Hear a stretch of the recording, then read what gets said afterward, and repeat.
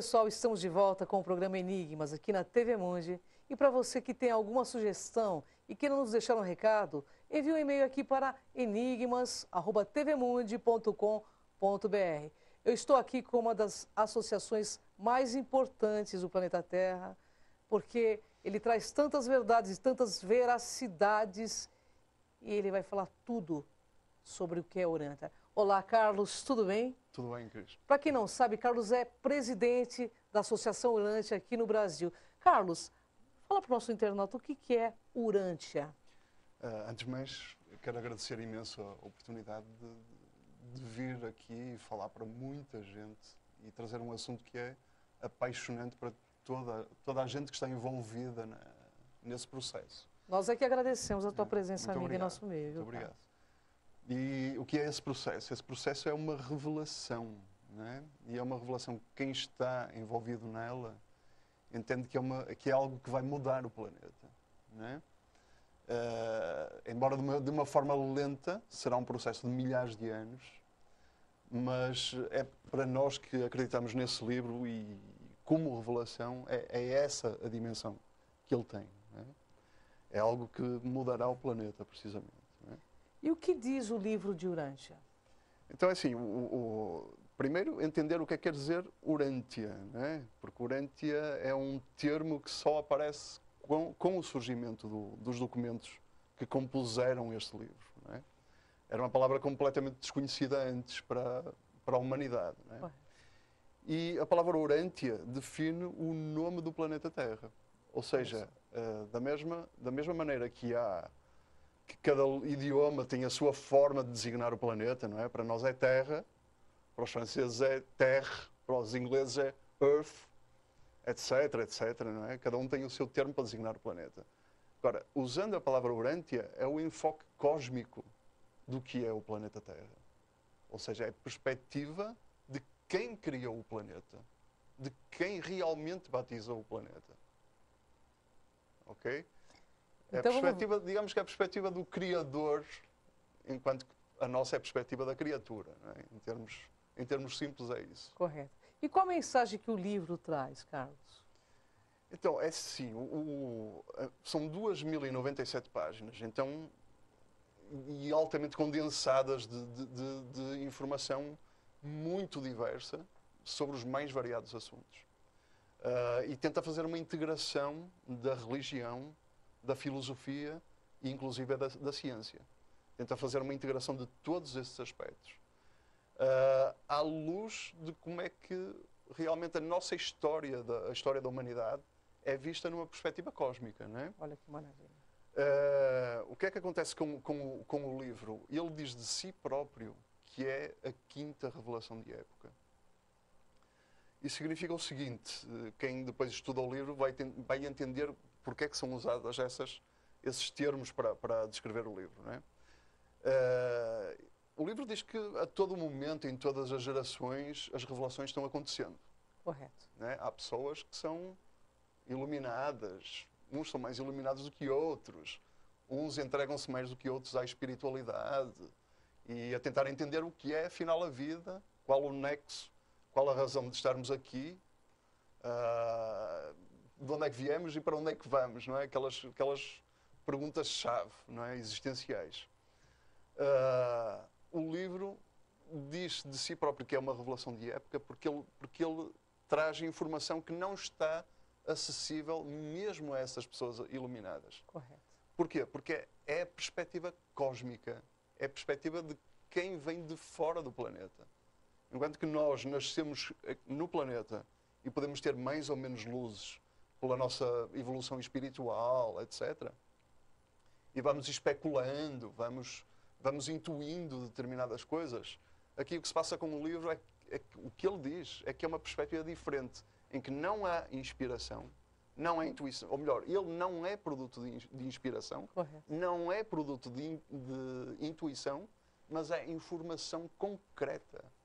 Olha que maravilha. Da perspectiva cósmica, da perspectiva de quem ajudou a criar este planeta e a fazer evoluir esta humanidade. E não só a humanidade, o planeta todo, as espécies animais, toda toda a estrutura geológica do planeta, tudo isso. É essa a perspectiva que é trazida.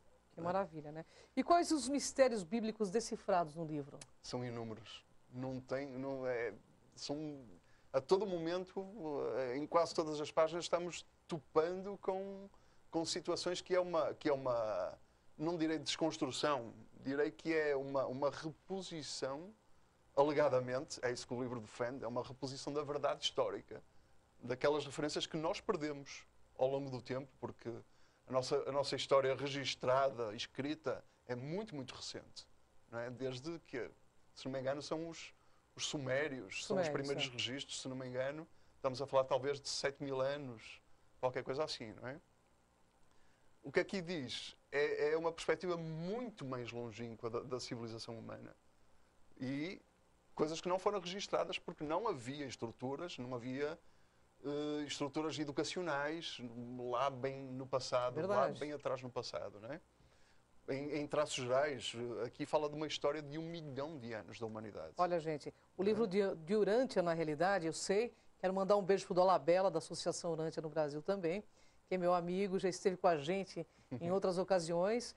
É um legado para a humanidade poder acertar seu passo neste momento, em todos os momentos, quando estamos aqui encarnados, né, Carlos? Exatamente. Carlos, não querendo te cortar, mas como que a associação, falando em reencarnação, como que ela vê essa questão de reencarnação? Ela traz um prisma, o livro de Urântia traz um prisma um pouco diferente daquele que estamos habituados a ver, não é? Correto. A nossa tradição está um bocado fundamentada no espiritismo, etc. Não é? Aqui traz uma perspectiva um pouco diferente. Fala realmente de vidas sucessivas.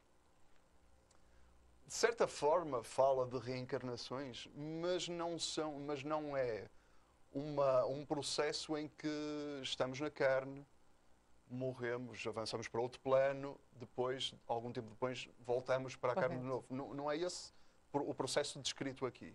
O processo descrito aqui é que realmente nós vamos tendo muitos corpos e que até virmos a ser espírito, passamos por 570 corpos.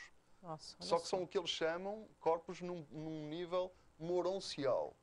Para que um espírita entendesse o que é que quer dizer esta palavra moroncial, que também é uma das novas palavras que surgem no livro, não é? Digamos que seria assim um astral. Digamos, para entender, para que um espírito entendesse, não é? Então o que eles dizem é assim, que esta é a nossa primeira, aqui é a nossa gênese cósmica. Correto. Aqui nós nascemos, nós somos crianças cósmicas que nascemos aqui e agora, nesta vida. E esta é a nossa primeira e única experiência na carne. E quando morrermos, começamos a entrar num processo realmente de substituição de corpos em expansão e em evolução, e passamos por 570 corpos até finalmente conquistarmos a condição de espírito. Então é muito interessante ver essa história, de que até lá nós não somos espírito. É isso que nos é dito. Na realidade, nós vamos ter várias reencarnações para poder chegar, mas não nesse corpo físico, né? Não neste corpo físico. Esta é a partida para esta aventura cósmica, individual. Não é? É a minha partida como Carlos, é a sua partida como Cris, não é? E depois vai evoluindo pelo cosmos, vai evoluindo de planeta em planeta.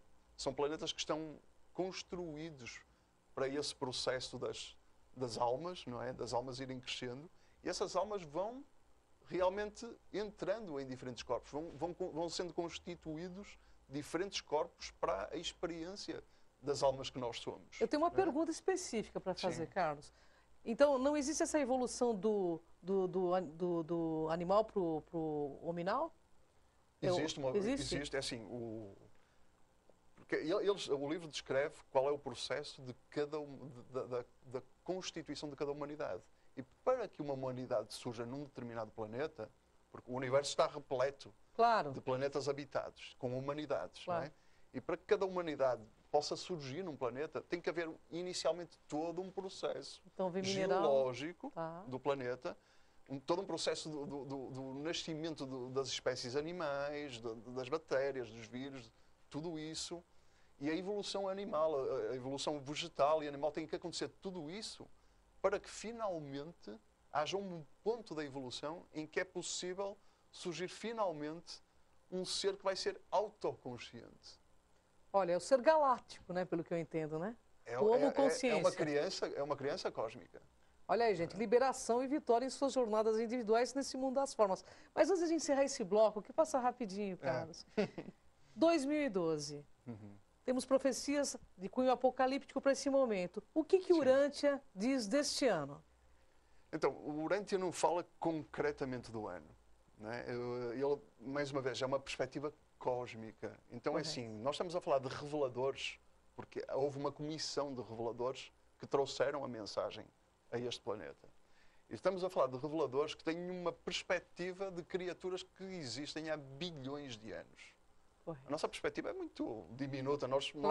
Eu tenho 50 anos. Então, a minha perspectiva é de alguém que surgiu no cosmos já há 50 anos. Então, eu não sei de nada, praticamente, não é? A perspectiva deles, dos reveladores, é diferente. É a perspectiva de uma criatura com bilhões de anos de existência. Não é? Então, é assim, o que para nós é muito tempo, 1 século, 2 séculos, 5 séculos, para nós é uma imensidão. Para eles isso não é nada. Então, eles realmente passam informação em que eles dizem que nesta fase, durante esta época, vão acontecer determinadas coisas assim, ou assado, etc. Não é? Só quando eles dizem nesta fase, podem ser os próximos 1000 anos. Correto. Então há uma coisa que eles dizem concretamente, é uma informação bem concreta que está aí, que é que a fase do secularismo e do materialismo vai chegar ao fim agora. Mas quando eles dizem agora, pode ser um processo de 1000 anos. Pode ser um processo longo, né? Pode ser um processo longo na nossa perspectiva, mas muito rápido na perspectiva deles.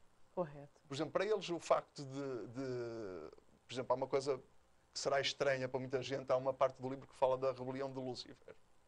E essa rebelião de Lúcifer aconteceu há 200 mil anos. Para eles aconteceu ontem. Eles dizem concretamente que o julgamento dessa rebelião começou em coincidência, por mera coincidência, quando o livro surgiu, que foi os documentos surgiram há 77 anos, se não me engano. E eles dizem que o julgamento da rebelião aconteceu nesse tempo.